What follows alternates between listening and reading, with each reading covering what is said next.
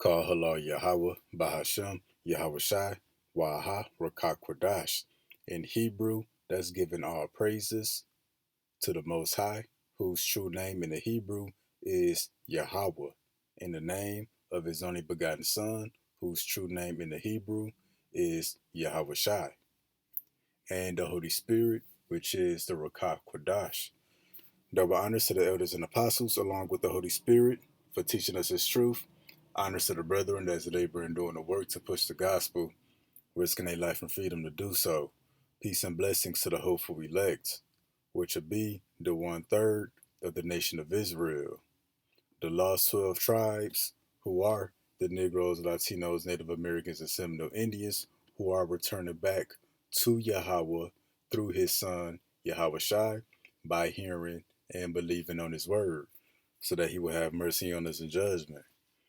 So we back with another lesson through the power and spirit of Yahweh Bahashem Yahawashai. This is going to be Real Talk number 26. It's going to be titled, This is Not About Survival. It's about salvation. Or I may title it, This is About Salvation and Not Survival. Yeah, because that's ultimately what this word in His ministry is about, is to guide you to your salvation. Because what's coming, survival is impossible. And this video was inspired through the spirit by some comments that a guy left me. And that lesson, real quick, I titled it, Why Would the Lord Die to Save Strangers? Would you die to save strangers? Put no, because most people wouldn't. And like the woman in the video that I opened up the lesson with, she said men are not supposed to protect every woman he sees. He's supposed to protect his woman and his children. So men shouldn't be out here losing their life for any old random woman. And we compare that to the death and sacrifice of the Lord. To bring the significance of His sacrifice, He died to save His people, not everybody else. We use that as an analogy. A man is only going to lose his life for his family, just as the Lord lost His life for His people. And the brother took it the wrong way. And first comment, it's impossible to protect and help everyone. But if I see someone in need of help, I'm going to help. We all help. Even Edomites, the wicked, they help. Rather, people help with pure intentions or they help unwillingly. They don't want to, but they still help. We all help one another. Not saying nothing there. But the times that we coming into, you're not going to be able to help everybody. You're not going to be able to be the hero in the times that we coming into. You try to be the hero, you're going to die with the person or people you're trying to save. Let's get the next comment. That's how she feels about it. The woman who said, women need to get them a husband if they're worried about protection. They need to be under a man's covering because her man is not going to risk his life to save random women. She's correct. And he put, that's how she feels about it. If I see a sister out there need help, I will help my sister or my brother off top. Not going to not help my people, real talk. We all do this day to day. We all help one another day to day. But the time's coming, you're not going to be able to help everybody because you're not going to have nothing in your hand. You're not going to have nothing in your power to help people. We're going to get into that. Last comment. This is what inspired the lesson. We all going to have to learn to team up if you plan not to get the chip in your hand because they will be trying to find us people. So I got like 6 families. When it gets bad out there, we are hooking up and living in one house. And we'll be protected by all means necessary. Yeah, and that's why the lesson titled, This is not about survival, this is about salvation. Because what the brother is pretty much saying that they're going to team up, strength in numbers and stick together and they're going to survive it. That's the incorrect spirit to be in coming into this. And the reason we doing this lesson on it, because nobody's thoughts are original. For every thought that you may have is millions of people out there that got similar thoughts, in the same spirit. So we got to do this lesson to show through scripture why that's incorrect. Your focus shouldn't be surviving. It should be about salvation, because survival is going to be impossible. And that's the spirit heavy right now, especially with these doomsday preppers. They telling people you better get you some water, better get some water tanks, you better learn how to filter water, you better get you some generators, you better get you 6 months supply of food in case the power goes out. People don't understand the magnitude of what's coming. None of that stuff is going to matter. That's why, again, Real Talk 26, this is not about salvation. I'm sorry, this is about salvation. It's not about survival. Nobody's going to survive. But those who do make it, they're going to survive through salvation. There's going to be nothing that they do on their own that'll bring them through this. And with that last video that I did, why would the Lord die to save strangers? This is the scripture I ended off on. Romans 5:8. But Yahweh commanded his love toward us, and that while we were yet sinners, Hamashiach died for us. So that's the love of the Lord. He sent his only begotten son, YAHAWASHI, to die for us. Not all, not everybody, his people. Much more then, being now justified by his blood, we shall be saved from wrath through him. Yeah, so we're going to be saved from wrath through him, being covered by his blood. It don't say we're going to survive through his blood. Yeah, the elect will survive through salvation. The elect wouldn't survive if not it be for the salvation. So that's the significance of the Lord's death in the times that we're coming into. We got a way out of here when the nuclear missiles are coming, which is going to top off everything. Next,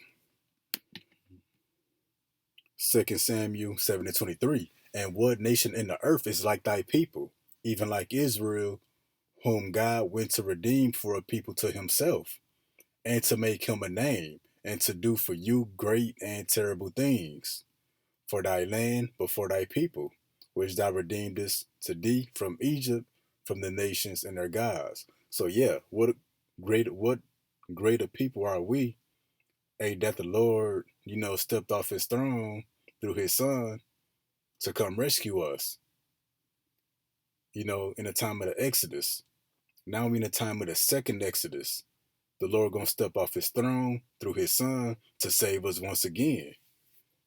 You know, that's what's in store.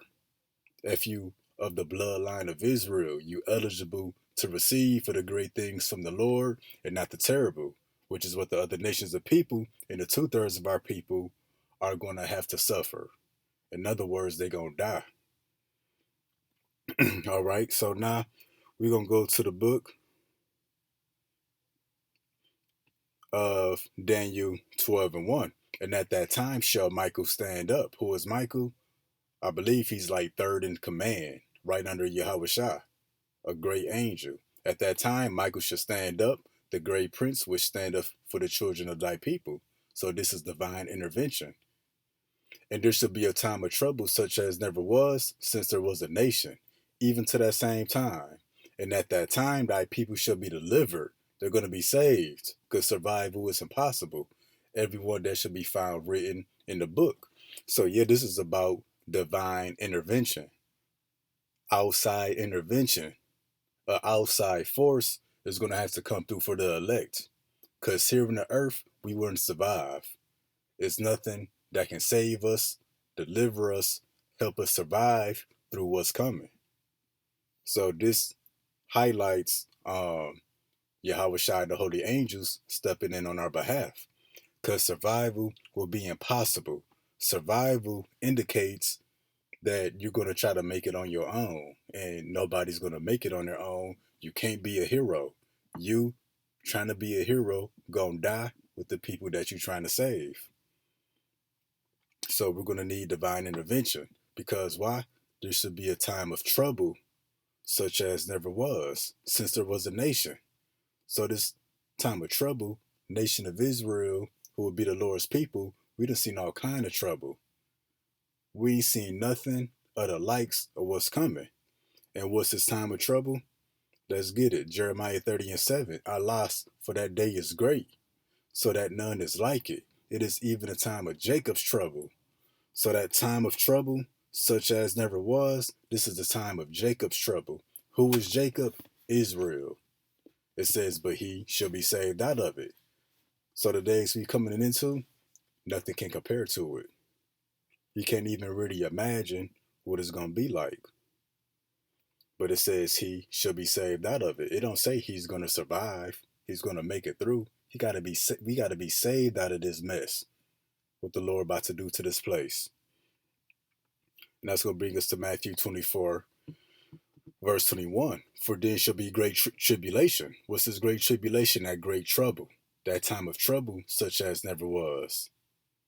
For then shall be great tribulation, such as was not since the beginning of the world to this time, no, nor ever shall be. So it's going to be a time of trouble, tribulation, unlike anything that ever was before since the earth was created.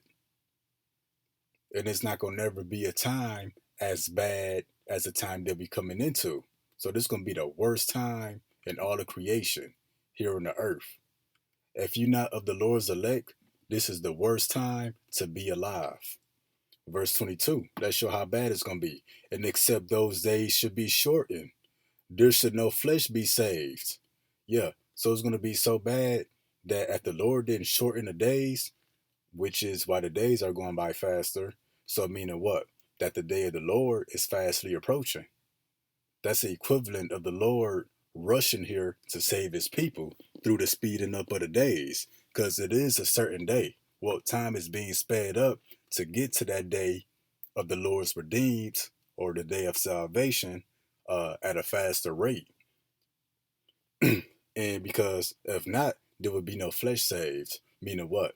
That the earth would be extinct of all life. Nobody will be alive. All 9 billion people will be wiped out. That's how bad of a time that we're coming into.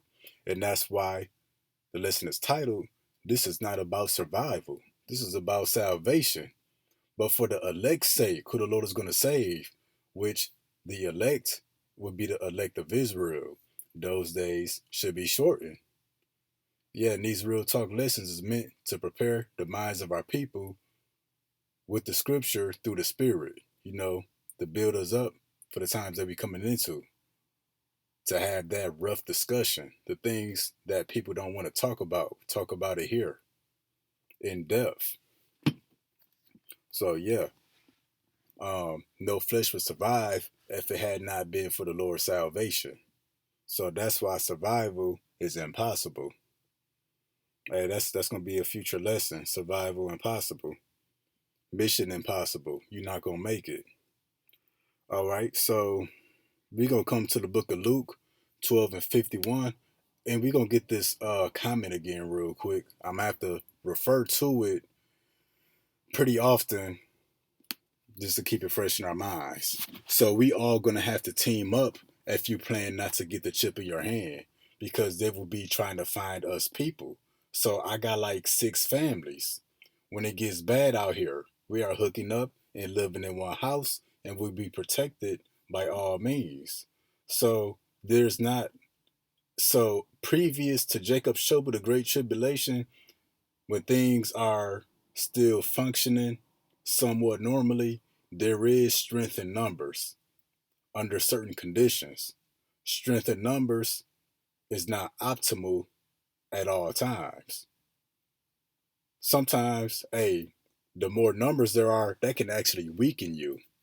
And we're going to show why having 6 families in one house is not a good idea, which could possibly get everybody in the house killed, especially if none of those people are are of the elect.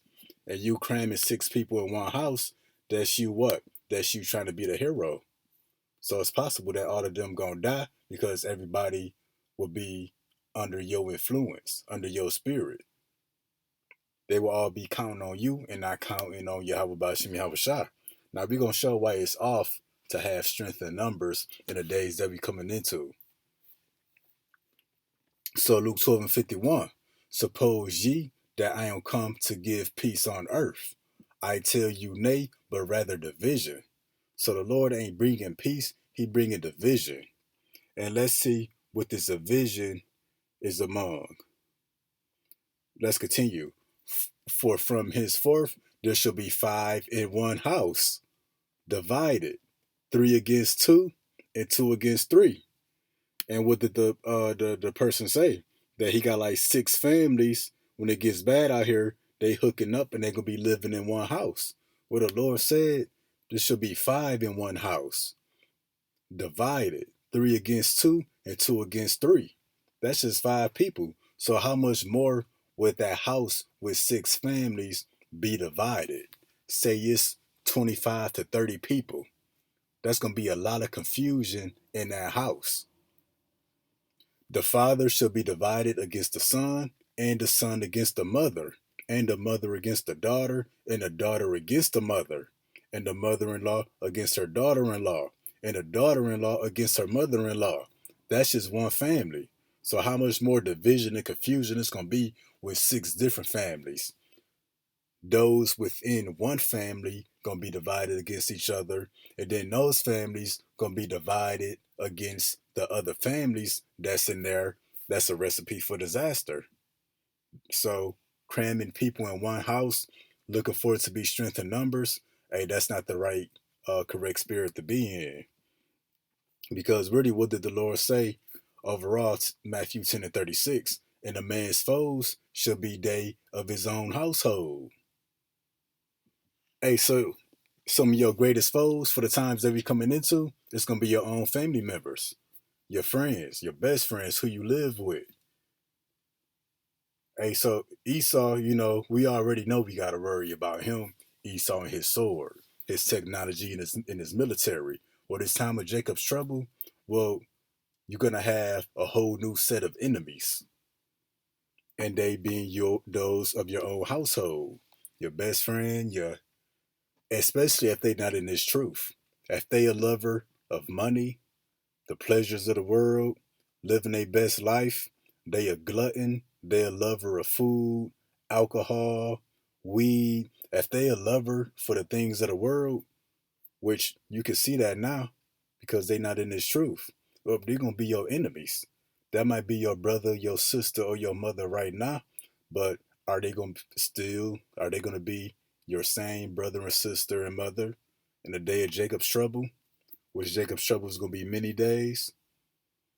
You pull back the food, pull back the internet and the electricity, hey, them people not gonna act like your relatives no more. They're gonna be your worst enemies. Cause we know Esau the enemy, so we already got our eye on him. But how you gonna keep your eye on some family members or friends that you sharing the house with? Now you gotta sleep in the house with them. It's gonna be no peace in there, especially when things get tough. All right, so now we're gonna go to the book of Mark 13 and 12. Now the brother shall betray the brother to death, and the father the son, and the children shall rise up against their parents, and shall cause them to be put to death. So yeah, it's gonna be all kind of confusion. Family members gonna cause each other to get put to death. They might kill one another directly, or they might deliver you up to Esau. That's a whole nother issue. Now you got six families in one house. Now it's more people whose minds are gonna break, and they might snitch on you to Esau. Tell Esau they know where you hiding at, and Esau gonna really be on you about that chip.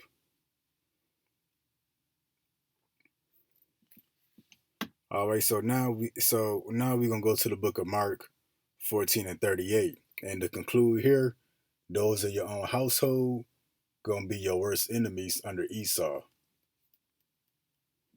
So Mark 14:38. Watch ye and pray, lest ye enter into temptation.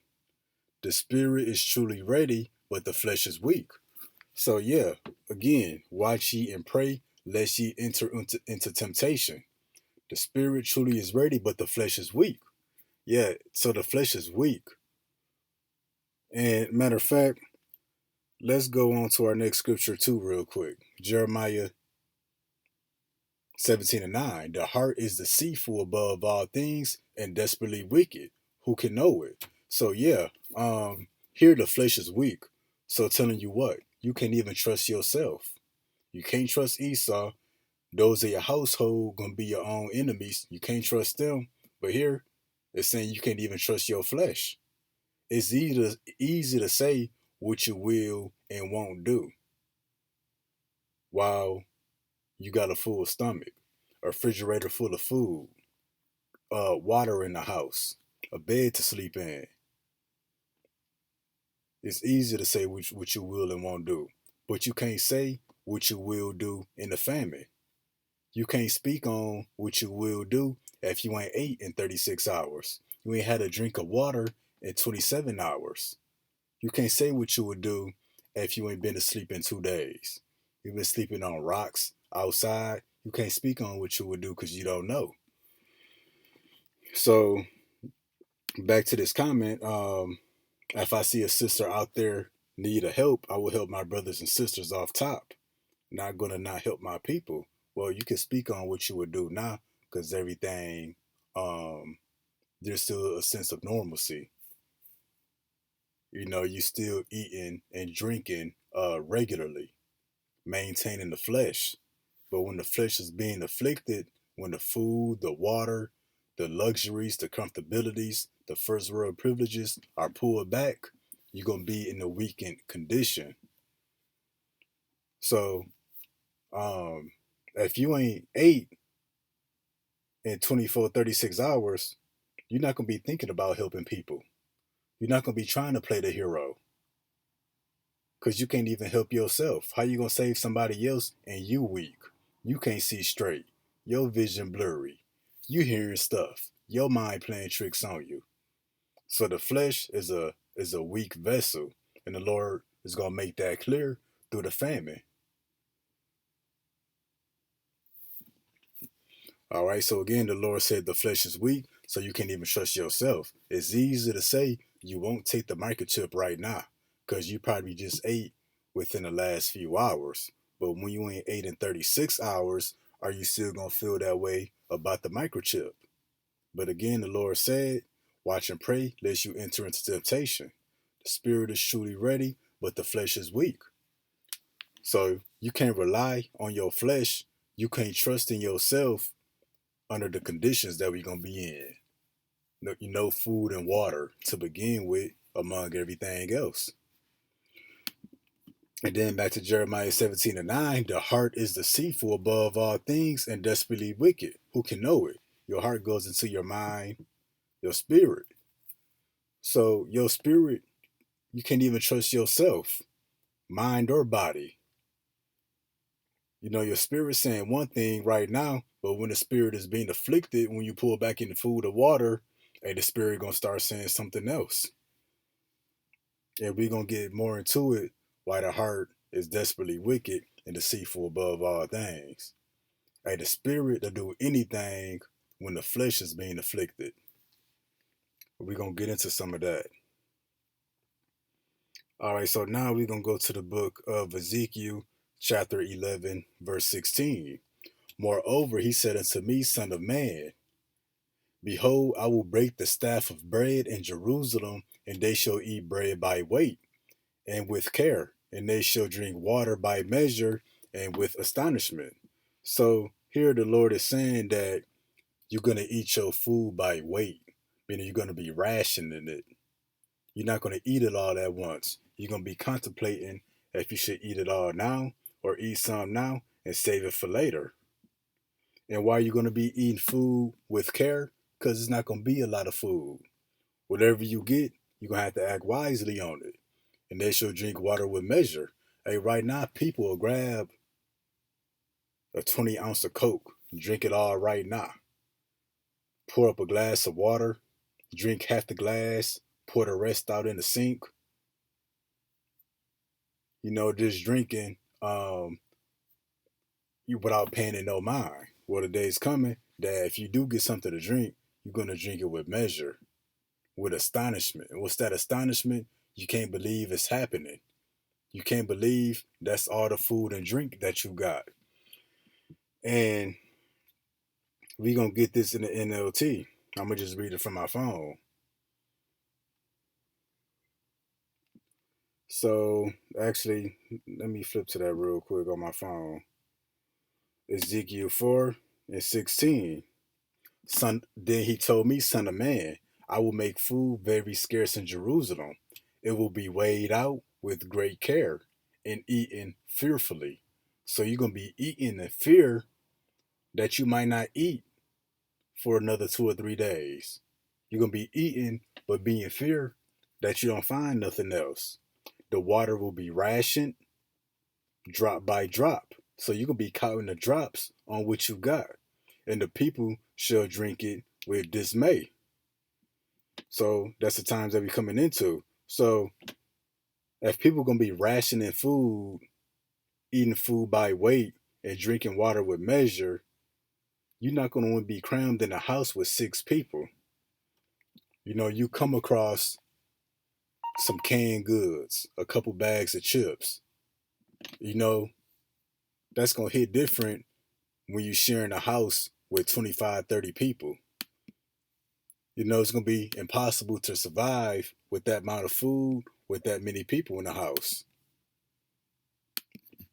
All right, so we're going to jump down to verse 17. And they may want bread and water and be astonished one with another. So, yeah, again, they that may want bread and water and be astonished with one another. So, all y'all people going to be in shock together. All y'all going to be in disbelief and consume away for their iniquity. So, that famine is going to be a form of judgment to a number of people. So he's going to consume away. Your body's going to eat itself to death for your iniquity. All right, let's get verse 17 in the NLT. Lacking food and water, people will look at one another in terror, and they will waste away under punishment. So yeah, people going to be in fear and terror in the famine of the lack of food and water. And what do we say? The flesh is weak. The spirit is desperately wicked above all things. So in the famine, your spirit is gonna be looking for a way out. Your spirit gonna trick your flesh into doing some wicked things in the famine. And we're gonna get into some of that. All right, so now we're gonna get Lamentations 4 and 10. The hands of the pitiful women have sodden their children. What's another word for sodden? To roast or to boil. So remember, the spirit is willing, but the flesh is weak. The flesh is weak. The flesh bends to the will of your spirit or your mind. So in the famine, people gonna be astonished and shocked and fear, looking at one another for the lack of food and water, and they're gonna be like, you know what? We have no other choice.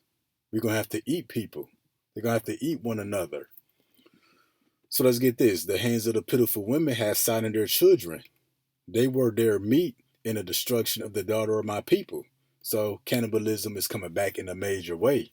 And you sharing a house with 6 people, I'm sorry, 6 families, that might be 25, 30 people. You might not have cannibalistic thoughts. Hey, but when that food and that water gets short, when it be no food and water, hey, somebody in there gonna have cannibalistic thoughts. And it's not gonna just be one person. Because like we said earlier, nobody's thoughts are original. So if one person mentioned um cannibalistic thoughts, hey, best believe that it's other people in the house that's already been thinking it. They just ain't said it yet. And what it say? That they sodden or boiled their children for meat. So you got children, these other families, they not gonna cook their children, eat their children, at least not right away. They could be looking at your children.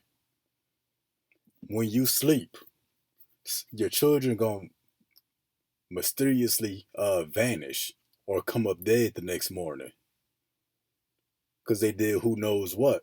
And they're gonna say, well, since they're dead, let's eat them. They got nothing else to eat. That's why the Lord said he's bringing division. That a man's hoes should be they, that a man's foes should be they of his own household.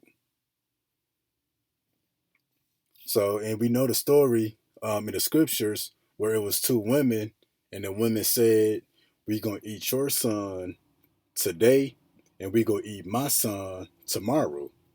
And what they do, they ate the lady's son, but the next day, when it was time to eat her baby, she hid her baby. So yeah, the mind is desperately wicked and deceitful above all things. So your mind is going to tell you that it's okay to be a cannibal. It's okay to eat people and others people's children. And your flesh is going to follow what the spirit is telling it. Spirit going to tell it we got to do anything possible to survive.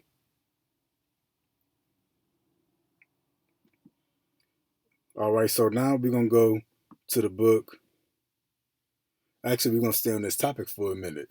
And something you got to consider too, there's going to be no running water.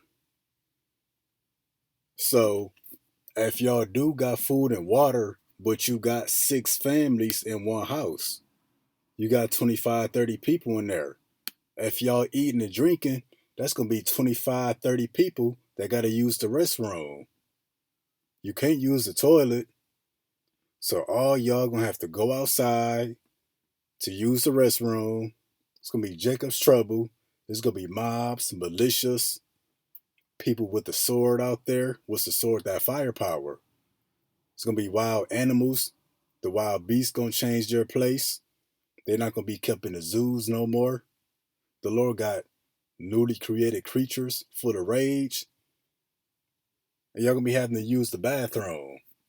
You know, the times y'all do have food and water. And in theory, y'all trying to survive strength by numbers. Y'all trying to survive by locking up in the house. Well, in theory, each time you open a door, you risking the life of everybody in the house. Because when that door is open from y'all having to go outside and use the bathroom, hey, that's a chance for danger to get in. And then best believe it's going to be other people with cannibalistic thoughts. They're like, man, there's 25, 30 people up in there. They're going to have, they thinking they have meat for years. So there's not strength in numbers. Having 6 families to be cooped up in the house is not a good idea. Y'all going to be eating bread by measure and water by weight. You're going to be rationing what you have. And if you do stumble upon something, if you got 25, 30 people in the house, you're not going to be able to share that. And what do you say? If I see a sister out there in need of help, I will help my sister or brother off top. Well, let's say you got 30 people in your house. Let's say you come across 5 canned goods, a couple bags of chips. You're not going to be able to feed or help everybody that you stand with. I'm pretty sure you're going to make sure that your children eat first versus everybody else in the house. What that's going to turn into a division. They're going to be looking at you why you ain't sharing it, why you ain't splitting it evenly among 30 people, because it ain't nothing to split. They're going to become envious at the people who are being taken care of. They're going to think it's not fair. That's going to make them want to kill them so that they can get a share. Or just kill them so that that person can be their food for the next week or so. And then those, in theory, if all y'all 30 people do have food and water, you got to use the bathroom.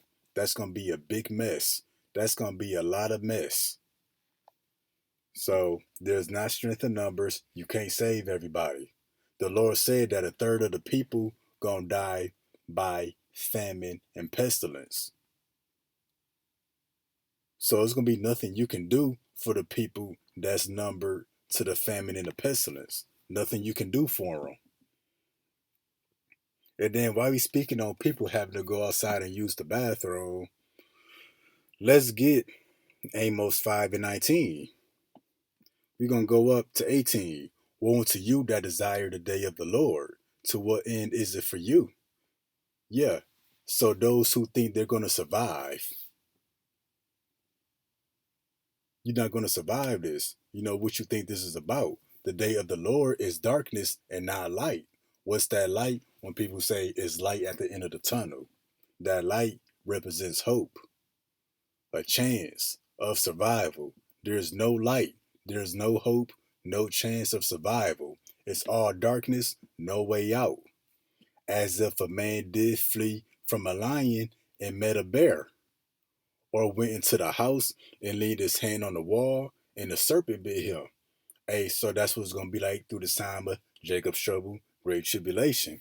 You're gonna escape death just to meet death somewhere else 15 to 30 seconds later. You're gonna escape that just to meet another danger. And it's gonna be back to back, more than you can count. Shall not that day of the Lord be darkness and not light, even very dark and no brightness in it? Yeah, no hope, no chance of survival. There's no light at the end of this tunnel. And that's the spirit, because it's going to be people that literally be getting devoured by wild animals. And wild animals can smell.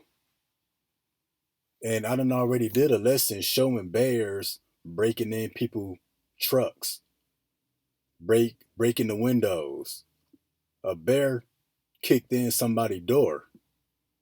And before I did that lesson, I already had a dream about bears snatching people out their vehicles. You know, people trying to hide out in vehicles, locking the doors, thought they were safe. I done seen in my dreams multiple bears kicking down people's doors because they cooped up in the house. The more people in the house, the more of a smell there's gonna be.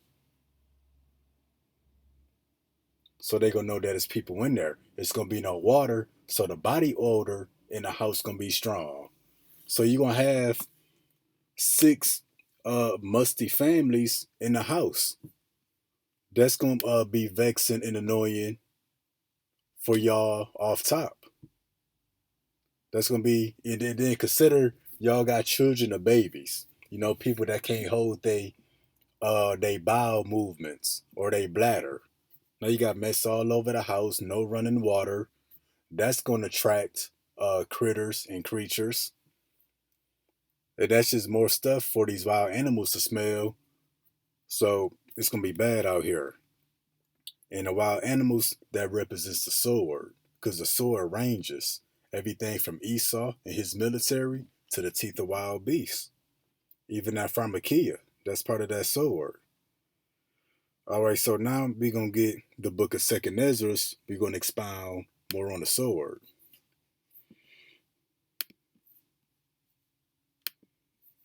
Dang, forgive me, y'all. Oh shoot. Bear with me one moment, everybody.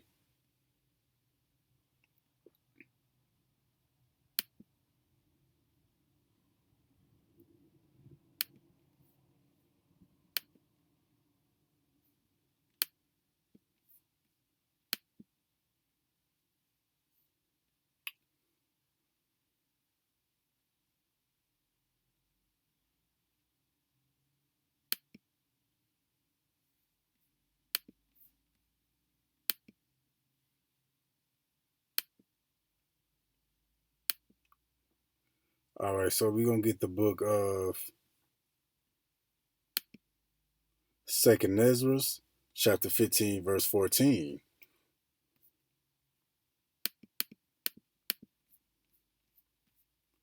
Woe to them and them that dwell therein in the world, for the sword and their destruction draweth nigh, and one people shall stand up and fight against another, and swords in their hands. So let me go back to this comment. Y'all said y'all gonna be living in one house, six different families, and y'all gonna be protected by all means necessary. Meaning what? You expecting y'all to put y'all weaponry together. You know, one family might be like, I got 4 guns. Another family might have 10 guns. The brother himself might got 1 gun or 5 guns. So you're going to have all these guns in one house. The Lord said he going to set son against the father, mother against the daughter, mother-in-law against daughter-in-law. That the brother shall betray the brother to the death. that children shall rise up against their parents and put their parents to death.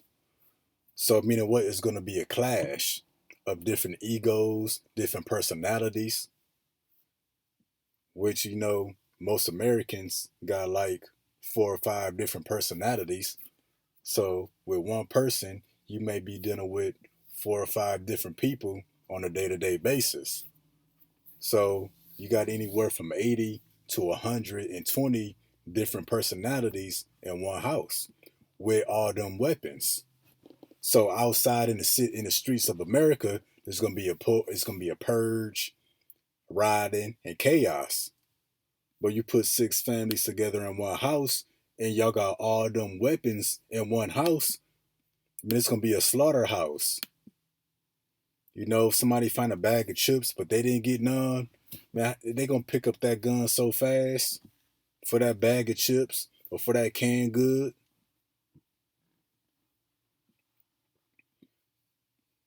So let's continue. For there shall be sedition among men and invading one another. They shall not regard their kings nor their princes. So there's going to be home invasions, breaking and enterings, all of that. In the course of their action shall stand in their power. Meaning, whatever they decide to act on is going to be determined by how much firepower they have. Because that's what makes a fool brave. The more firepower he got, he feel like he invisible. So again, the course of their action shall stand in their power. So, somebody with a firearm, they capable of anything in they mind, and they gonna act on it. A man shall desire to go into a city and shall not be able, for because of their pride, the city shall be troubled, the houses shall be destroyed. Yeah, the Lord said the houses are gonna be destroyed. So what makes your house special? So again, he said, so I got like 6 families. When it gets bad out here, we are hooking up and living in one house, and we'll be protected by all means necessary. Well, you gonna have to protect yourself from the people that you living with, let alone the people outside. And then let's say you and them 6 families. Let's say y'all put all y'all resources together, so you are good to a certain point. All them cars at your house, hey, that's gonna draw attention. They're gonna be like, man, whatever house this house got it. All right, for because of their pride, the city shall should be troubled. The houses shall be destroyed, and men shall be afraid. How much more the women? Because you can assume it's probably gonna be more women in the house, more women and children. Now that's 15 to 20 people that you got screaming when there's all kind of chaos going on. 15 to 20 people that you gotta tell to shut up every 15-30 minutes. A man shall have no pity upon his neighbor. So yeah, this is not talking about just your neighbors next door or the people across the street. This could be your neighbor that you living with. But shall destroy their houses with the sword, that's the firepower, and spoil you their goods because of the lack of bread and for great tribulation. So because of this famine, lack of resources, all the houses gonna be broken into. There's gonna be gangs of people with a bunch of firepower that's gonna be going house to house, taking everything that they can, from the food to the water, medical supplies, even women and children. They're gonna be taking people for food. So having 6 families in one house is not the wise thing to do because there's gonna be no survival. And now we're gonna go to the book of Ezekiel 5 and 12.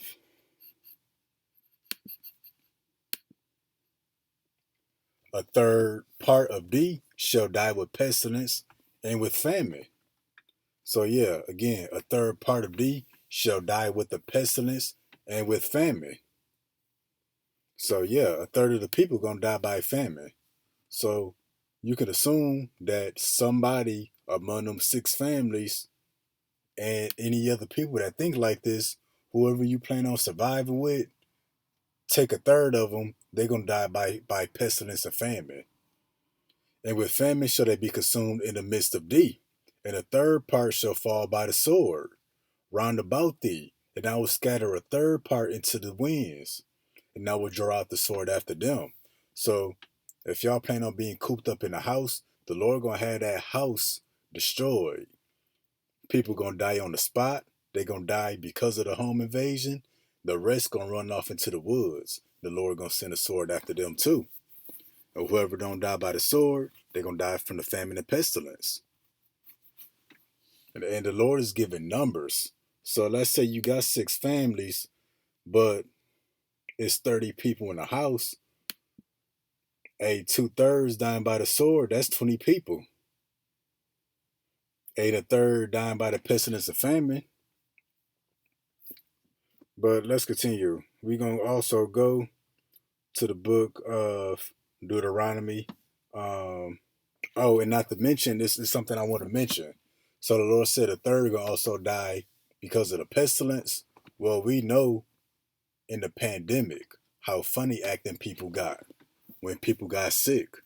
They was locking people inside of their rooms, neglecting them, talking about they got a quarantine. In the pandemic, a nigga be ready to fight you if you sneeze without covering your mouth. Somebody be ready to fight you if you next to them without having a mask on. So the Lord gonna have actual real diseases and plagues that's gonna be killing people out here that Esau gonna release. Way deadlier than the 2020 pandemic. It's gonna be people coughing up blood, blood shooting out of their eyes, flesh rotting away. Diseases with a 50% kill rate. That if you make contact with the virus or bacteria, you got a 50% chance of dying. Even if you don't die, you might get deathly sick. So you having 6 families in one house, a good number of the people in that house gonna get one of these rare, deadly diseases that's gonna be killing them. And once y'all see how severe that sickness is, you gonna want to get the heck away from them. You gonna quarantine them off in one part of the house. Hey, so that room is gonna be useless because that's gonna be the room for the sick people. Now y'all got less living space. And then viruses,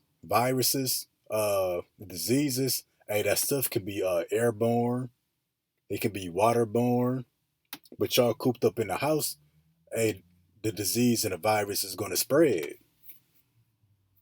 So y'all trying to be cooped up in that house, survive and protected by all means necessary. Hey, but the Lord gonna have a silent killer in there. Them deadly diseases that's coming. It's gonna be coming for y'all. So that's why there's not strength in numbers for the time that we coming into. There is not strength in numbers. The more people you have around you for the time we coming into, the more danger that you putting yourself into. That's why through the spirit, the Lord had Esau do something called social distancing. In the spirit, that's really spiritual distancing. And the Lord gonna have that happen again by a lockdown and by a blackout. Unless you know the exact date that the blackouts and the lockdowns happening, we don't know how it's gonna play out. The brother talking about he gonna have 6 families come together. Y'all might not ever make it together. But say if y'all do, um, having more people is not the wisest thing. It's not a wise thing to do. But the Lord gonna have the lockdowns that the blackout happen, and that's gonna be a form of social distancing once again,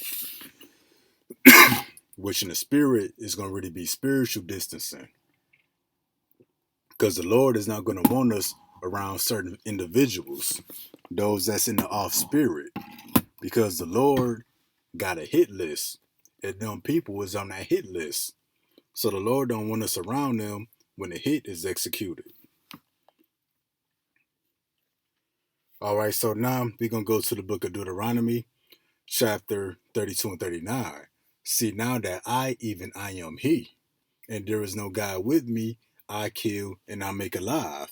So you may see a brother or sister that need help, and you helping them to help them survive. Well, it's gonna be up to the Lord if they live or they die. If the Lord got it for them to die and you trying to help them, the Lord gonna kill you with them. So you being a hero gonna die with the people that you trying to save. The Lord says, I wound and I heal. So if somebody gets sick by the pestilence, the sword, the famine, that's up to the Lord. You can't help them. It's up to the Lord if he brings them back. Neither is there any that can deliver out of my hand. So yeah, all of our fates is in the hand of the Lord. As somebody comes to find out they have a terrible fate, there's nothing you can do to get in between that. So now we're going to get John 5 and 19. Job 5 and 19. He shall deliver thee in 6 troubles. Yet in 7 there shall no evil touch thee. Yeah, so the Lord is going to deliver us in 6 troubles. And we know that 7th will be the nuclear destruction. It's not going to touch us. But see, it don't say we're going to survive 6 troubles. We're going to be delivered, redeemed, or saved from these troubles. Because there is going to be no survival. Let's go down a little more. In the famine, he shall redeem thee from death. So those who survive the famine, that's because of the Lord. And in war, from the power of the sword. We talked about the famine. We talked about the sword. Those that's going to have all kind of weaponry in the teeth of wild beasts. That's going to be up to the Lord. There's going to be nothing you can do. So now we're going to go to the book of Matthew 24 and 12. And because of iniquity shall abound, the love of many shall wax cold. So, the brother Hope was talking about it, and brother Saf taught on it. You're going to have to put on the warrior spirit for the times we coming into. Meaning what? You got to put off your emotions. In the movie Cell that came out in 2016 that everybody should watch, Samuel L. Jackson said that in times of trouble, when all hell break loose, your emotions going to get you killed. And that's straight up. The Lord said that too. And the love of many waxing cold, that's not just dealing with the 2/3 and the other nations in Esau. That's going to be dealing with the elect too. Our hearts going to be closed off to outsiders. Those who didn't give their life to YAHAWASHI. Why? Because they on the Lord's hit list. So we're not going to embrace them. Ecclesiastes chapter 3 say there's a time to embrace and a time to refrain from embracing. So we're not going to be welcoming people with open arms. If they didn't give their life to the Lord. If they are outsider. So our hearts are supposed to wax cold too. Not wax cold in wickedness, but more so in righteousness. Detaching from the things of the world, mainly people. And we're going to show that the Lord said your emotions going to get you killed. That you should not be emotional in the time that we're coming into. And going back to the comment board, if you just see somebody out there need help in the time of Jacob's trouble and you help them because of your emotions, you're going to get yourself killed and probably everybody else that you're trying to save. Because what happened in that movie, The Book of Eli? Denzel Washington was traveling. He saw a woman. And the woman had a baby. And they looked like they was in trouble. Like they needed to be saved. Well, that was all a trap. There's going to be people that's going to be having fake babies, acting like they need help. Them people going to rob you, kill you, eat you. You're going to put your own self in trouble. So you can't be carnally. You can't rely on the flesh. You can't be emotional. Your heart got to wax cold too. Wax cold for evil. The Lord said, love the good, hate the evil. And the evil will be those who didn't give their life to YAHAWASHI YAHAWASHI, even if they are your friends and family. Now we're gonna show what the Lord said. We're gonna go to 2nd Ezra chapter 14, verse 14. All right, let's grab this. Let go from thee mortal thoughts. What are your mortal thoughts? Your emotion. Cast away the burdens of men. Put off the weak nature. So your emotions make you weak. In other words, they make you soft. And that's why the men got to put on that warrior spirit. You can't be hurt because you see somebody in trouble. Because to be a woman. Because to be a child. Because to be a friend or a family member. That's between them and YAHAWASHI YAHAWASHI. You ain't got nothing to do with it. You don't want to go in between it. Set aside the thoughts that are most heavy unto thee. And we see that the comment, this was heavy on the brother's mind about helping any and everybody. That's why at the top he said it's impossible to protect and help everyone. But in other words, he's saying if it was possible to protect and help everyone, he would do so. Everybody not supposed to be protected and helped at the time that we coming into. Especially those who plan on packing up with a bunch of people. 5, 6, 7 families. All them people ain't meant to be helped and protected. Which you got some more scripture on that. So again, the Lord said, let go from these mortal thoughts, cast away the burdens of men, put off now the weak nature. Put it off now. Because it's going to be hard to put it off when this trouble comes. You're going to be offended because of the persecution and the affliction. And you're going to break. So yeah, put off the weak nature now. Stop being soft now. If you want to help everybody you see, that's a sign of softness. If you get upset at the judgments that taking place, that's a sign of softness. And the Lord says, set aside the thoughts that are most heavy unto thee. So stop worrying about the things and the people that don't matter. Stop trying to be a hero. And what? And haste thee to flee from these times. So put off your emotions. Put off the weak thoughts. Stop being a softie. Be a warrior that's focused on fleeing or escaping. And us fleeing and escaping is not going to keep us alive either. Ultimately, we're going to escape by the chariots, which the world calls UFOs. But that's our only desire, to get on those chariots. That's how we going to survive or remain alive, is through salvation. Because survival is impossible if you don't make it on them chariots. So the Lord is going to keep us through the sword, famine, and the pestilence, but it's going to be topped off with the chariots. Because you can make it through all of that just to be here when the nuclear missiles come.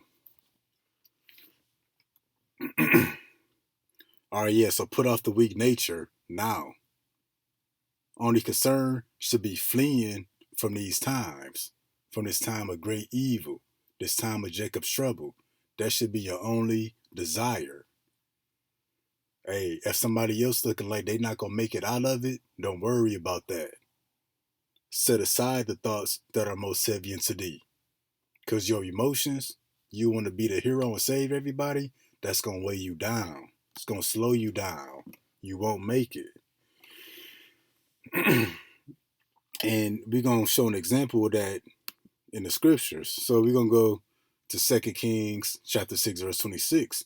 And as the king of Israel was passing by upon the wall, there cried a woman unto him, saying, help my lord, O king. And he said, if the Lord do not help thee, when should I help thee? So yeah, the king told the woman, through the spirit, if the Lord didn't help you, why should I help you? And it says, when should I help thee? Out of the barn floor or out of the wine press? So yeah, if you see a woman, a child, one of your brother, somebody that looks like you out there dying because of the sword, the pestilence, and the famine, there's nothing you can do for them. The Lord, obviously could have not put them in that situation, considering that you trying to be the hero is not in that situation at the moment. So what's the difference between the two? Is the Lord put them there and not you? Meaning what? The Lord didn't have to put them there. They could have been in any other situation, but the Lord put them in that situation. The Lord is not helping them. So you shouldn't be worried about helping them either. Because what did the Lord say through Ezra? Set aside the thoughts that are most heavy unto thee, and haste thee to flee from these times. So you see somebody stranded, and we're not talking about we're talking about Jacob's trouble, dying because of the sword, famine, and pestilence, and you pass by them, they crying out, they appear to be holding a baby, they wailing, they hollering, begging for help. Hey, this the mentality you want to have. If the Lord do not help thee, why should I help thee? And let's say you are playing the hero. You know, you got women and children following you, which the men of the Lord will have people that they're leading to their salvation through the power and spirit of YAHAWASHI. So those are going to be the real heroes that actually make it through this. But those who's trying to survive by any means necessary, you know, they're not going to survive. Because we're not out here trying to survive by any means necessary. Meaning what? You take any and everything that you can get. Well, the elect, we don't want to survive by the means of the world. We want YAHAWASHI. We don't want no firepower. We don't need to stock up on nothing. We want YAHAWASHI.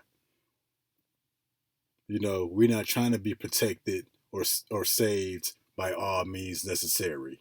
That all means that the people emphasize, all that stuff gonna fail you. And we're gonna get into that in a minute. You know, because we rapidly coming to the end of the lesson. But yeah, that should be your spirit. If the Lord didn't help you, why should I? Because that's gonna get a bunch of people gonna die for that. The story wasn't written for our entertainment. This is written about for us to consider in the later times, which we in those times now. That's why the Lord said what? Set aside the thoughts that are most heavy unto thee. Pull off the weak nature and haste thee to flee from these times. There's going to be people that actually get took out for trying to help somebody, then they get killed in the process. And what a shameful way to go out. And then we're going to talk about something real quick. In the time of Noah, what was Noah's thought process? You know, he had already let go the mortal thoughts. He already cast away the burdens of men. He worked on that ark daily until its completion. And then when he completed it, it started raining. He won't worry about what people were saying about him. Oh, he crazy. He don't know what he talking about. He won't worried about his woman nagging on him day after day. Babe, are you going to take a day off? Are you going to come lay down? No.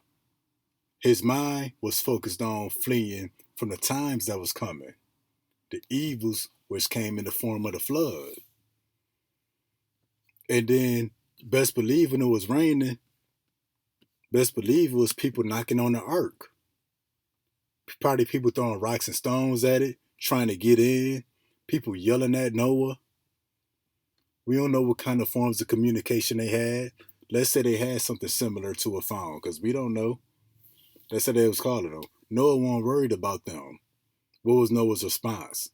If the Lord did not help thee, why should I help thee? So you shouldn't be looking back on somebody else who's looking like they about to be taken out. You should be moving forward. Hey, even in a time of Lot, the angels told Lot to flee to the mountains and not look back. That was literal. And what happened to Lot's wife? She looked back. She got emotional. She probably thought about a family member or a friend. She probably thought about something that she was attached to. She didn't set aside her mortal thoughts. She wasn't focused on fleeing from the destruction of Sodom and Gomorrah. And now it's shown by her looking back, meaning she was looking back on something. And peep this, when she was turning into dust, into a pillar of salt, that's a process. Lot felt his wife withering away, and he couldn't even look back at her as she was perishing. He had to keep moving forward because he was making haste to flee from the destruction.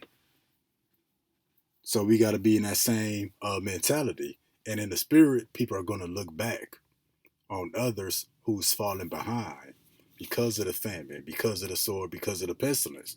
You're going to have like 30 people to look after. The Lord said, put off that weak nature.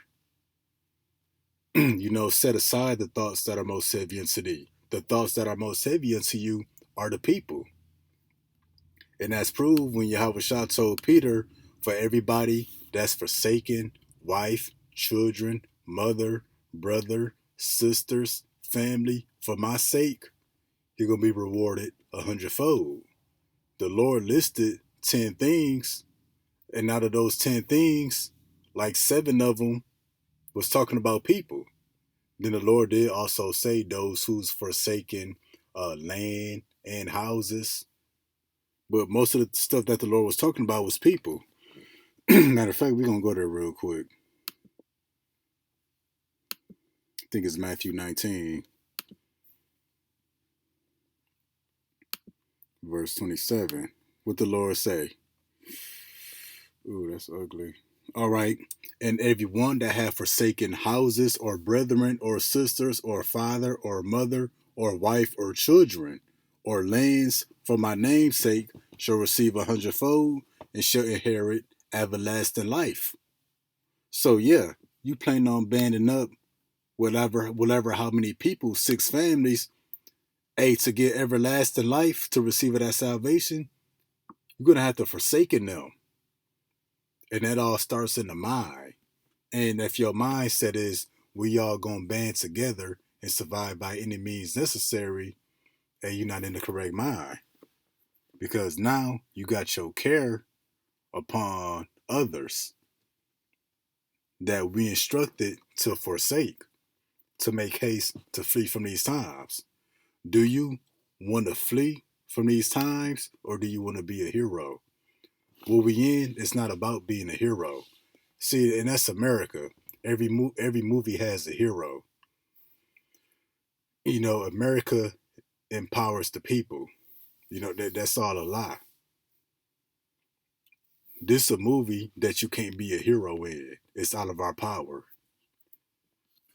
You're not gonna have the power to make food appear, to heal people with sicknesses that got a 50% kill rate. You're not gonna be able to protect from the sword. Hey, that spot of being a hero is reserved for Yahawashi, because Yahawashi name literally means he saves, he delivers. He's the hero, not us. Because you trying to be the hero, you seeking out your own glory. And all the glory goes to the Most High through His only begotten Son, Yahawashi. All right, so now we're going to jump to the book of 2nd Ezra, chapter 9, verse 15. I have said before, and now do speak, and I will speak it also hereafter, that there be many more of them which perish than them that shall be saved. Yeah, so having 6 families in one house, or however many people, let's say you got a mega mansion, you plan on bringing 10 families. So you're going to have 50 to 80 people. The Lord said there be many of them, many more, which shall perish.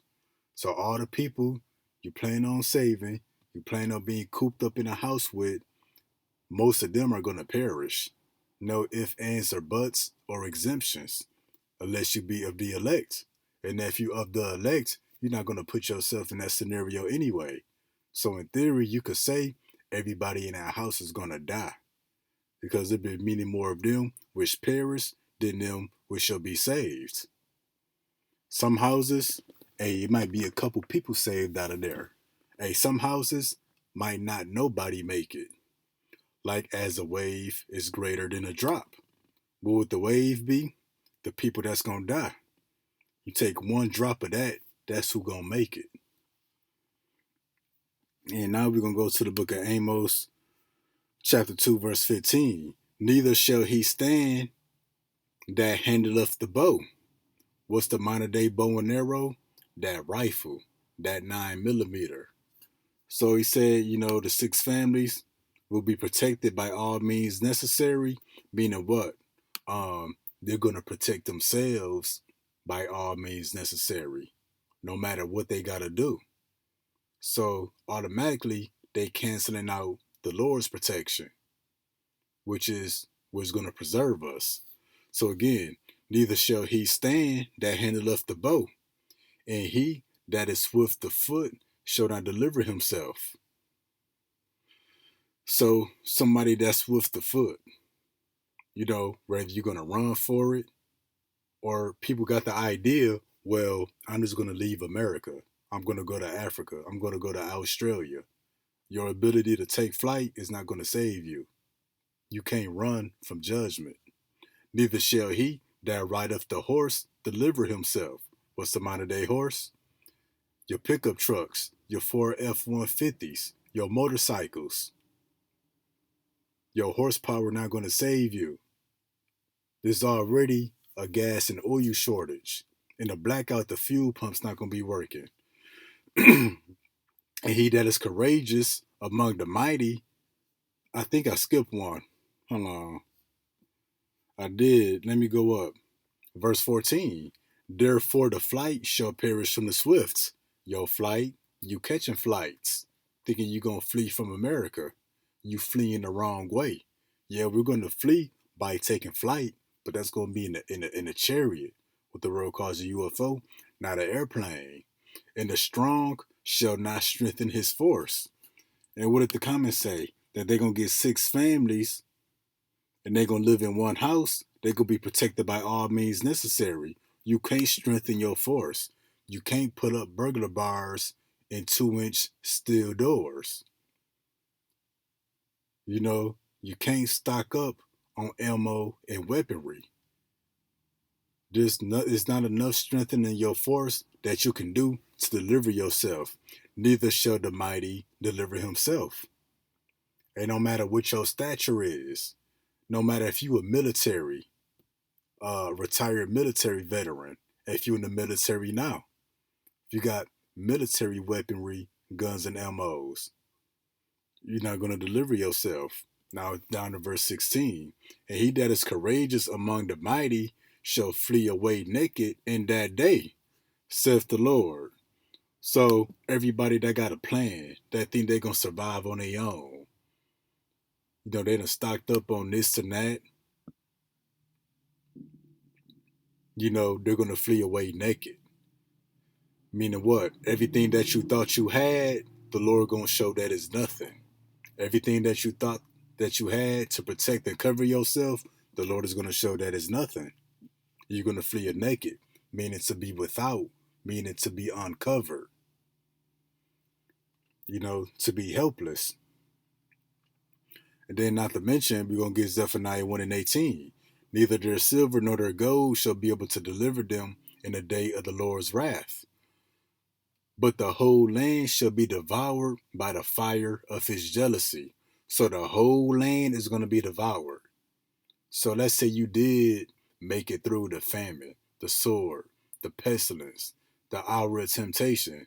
Well, this whole land is going to be destroyed by nuclear fire. So that's why this is not about survival. This is about salvation. This is mission impossible. Nobody is going to survive this. For he shall make even a speedy riddance of all them that dwell in the land. So the Lord is going to destroy this place by nuclear fire in a hurry. The Lord is going to quickly get rid of this place by fire. Quickly. That's why it says he shall make a speedy riddance of this place. Hey, so this destruction is really going to be quick, overall. And we're going to now jump to the book of Wisdom of Solomon, chapter 16. We're going to get verse 15. It reads, but it is not possible to escape thine hand. Let's read this again. But it is not possible to escape thine hand. So it is not possible to escape. It is not possible to survive what the Lord is about to do to this place. And the Lord is going to do many things. The sword, the pestilence, and the famine. But after all of that, he's going to top it off with the nuclear destruction. So you might make it out the first three, but you won't make it out of this. So again, it is not possible. It is impossible to escape thine hand. For the ungodly that deny to know thee. So you pretty much trying to get a bunch of people to band together in one house, and somebody that's think they can protect and save themselves, you denying the Lord. You denying his offering that he's extending to his people. Those are the bloodline of the nation of Israel. And that's also played out by those who deny this word right now. For the ungodly that deny to know thee were scourged by the strength of thine arm, with strange rains. What are these strange rains? Nuclear missiles. This ain't a rain that bring forth water. It's a rain that bring forth fire. And a nuclear missile is shaped like a raindrop. So strange rains, strange hails. This ain't ice, frozen water falling out the sky. This pieces of metal falling out the sky through those nuclear missiles and showers. So the Lord ain't raining water, he's raining fire and metal, brimstone here in America. So again, with strange rains, hails, and showers, were they persecuted, that they could not avoid. You can't avoid, you can't escape, you can't survive this one. That's why this is not about survival. This is about salvation. This is not about being a hero. This is not trying to save your people. We about our people, but even the Lord said his mother, brother, and sister are they that do the will of the Heavenly Father. So we're not embracing our people who's not doing the will of the Heavenly Father. They're not going to make it. And that nuclear destruction can't be avoided. And through fire were they consumed. So that's why this is not about survival. This is about salvation. You can make it through all of that stuff in one way or another. But the people in the house, how y'all gonna survive the nuclear destruction? And then our last precept, we're gonna get Jeremiah 3 and 14. Turn, O backsliding children, saith the Lord Yahweh, for I am married unto you, and I will take you one of a city, and two of a family, and I will bring you to Zion. So what is that Lord taking you? That's salvation. The Lord said he's going to take you one of a city and two of a family. So you bringing 6 families together. Out of all of that, 6 people might make it at most. 6 or less. It may be nobody makes it. But the Lord said he's going to take one of a city and 2 of a family, and I will bring you to Zion. So those who make it, hey, the Lord going to be real picky, hey, who he picks up. Everybody else going to die. And I got to add one more. Isaiah 33 and 6.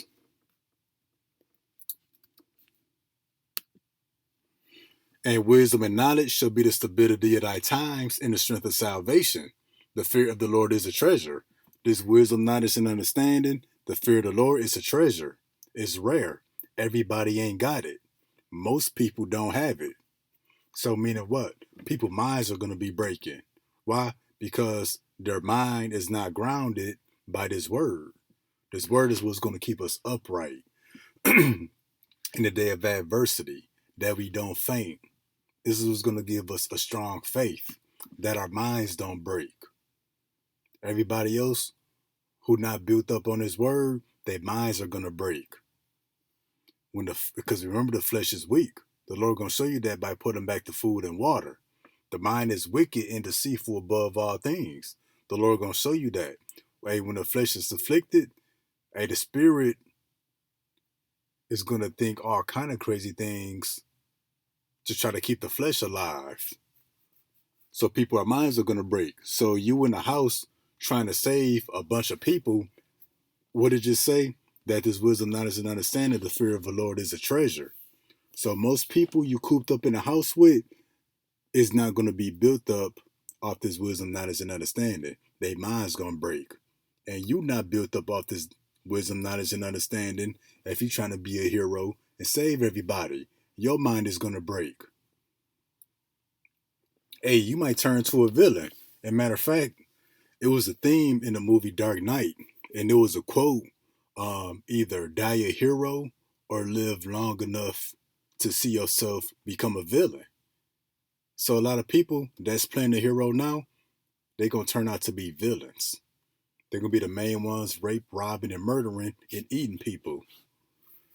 Because you're going to look at your people that you're trying to save, you're going to look at them as sheep, as property, as food, as meat. And we're like, man, I'm struggling, but I'm helping all these people. Hey, people going to start taking out the people that they're trying to save. And also, too, we're going to go to the book of Revelation. This will be the last one. And he calls of all, both small and great, rich and poor, free and bond, to receive a mark in their right hand or in their foreheads, and that no man might buy or sell, save he that had the mark or the name of the beast or the number of his name. So, most people ain't got this wisdom, knowledge, and understanding, which is a treasure. So meaning what? Most people gonna break and get this microchip anyway. What did they do, YAHAWASHI? They turned to man for 30 pieces of silver.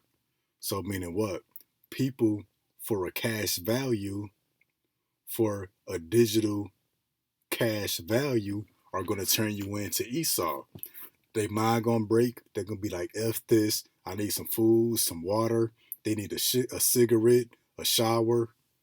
They're going to get that mark, and Esau going to give them a cash bonus if they turn you in.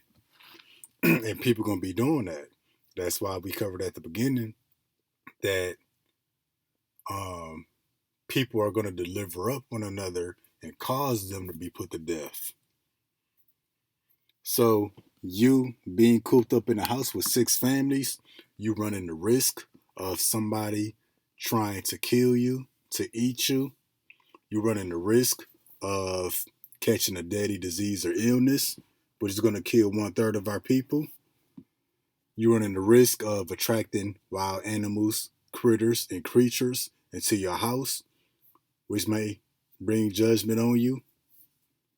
You running the risk of having a clash with somebody that you're in the house with, because the Lord said he came not to bring peace, but division, and that a man's foes should be they of his own household. So the more people you cooked up in the house with, the more enemies that you're going to be living and sleeping among. There's no peace in that. Hey, there's going to be more people that break and get the microchip and snitch on you for a cash value. So that's it. This is Real Talk number 26. This is not about survival. This is about salvation. There is not strength in numbers. You cannot play the hero. You're going to watch yourself become a villain, or you're going to die with everybody that you're trying to save, that you're trying to rescue. The hero is YAHAWASHI. The glory goes to YAHAWASHI. This is Mission Impossible. We only gonna make it through salvation by being taken off of the earth, going up into the chariots. All right, so that's real talk number 26. Till next time, Shalom.